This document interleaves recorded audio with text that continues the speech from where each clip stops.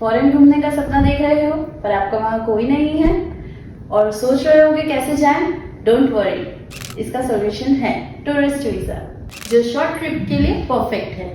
Visa requirement सबसे पहले check करें ताकि आपकी ट्रिप कभी डिले ना हो। सबसे पहले अपना होटल बुकिंग करो।